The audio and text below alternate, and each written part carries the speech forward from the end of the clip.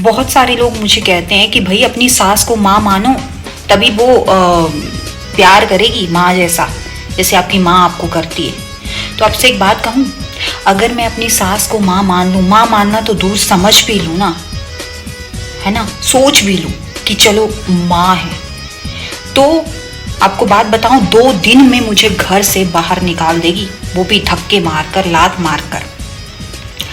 अगर किसी दिन मैं लेट हो गई उठने में, तो चलो मैं मेरी माँ की गालियाँ सुन सकती हूँ, लेकिन सास की गालियाँ नहीं सुन सकती, क्योंकि सास ऐसी गालियाँ देंगी ना, ये जो कान के पर्दे हैं फट जाएंगे और इनसे खून बहना शुरू हो जाएगा। कभी कभार अगर मैं मायके में ना अच्छा बना दूँ कुछ खाने के लिए, तो सब मेरी तारीफ करते हैं, दादी, मामा, पापा, मम्मी। लेकिन अगर मैं ससुराल में कुछ बना दूँ ना, तो कोई तारीफ नहीं होती, उसमें भी कमियां निकाली जाती हैं। मेरी बेटी अच्छा बनाती है, अब क्या करें, मेरी शक्ल उनकी बेटी से नहीं मिलती।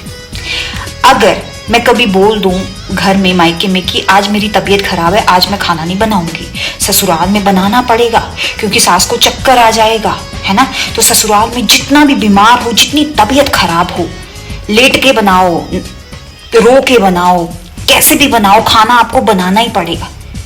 तो फिर कैसे? मां मान लूं ना, समझ लूं, घर से निकाल देंगे भाई।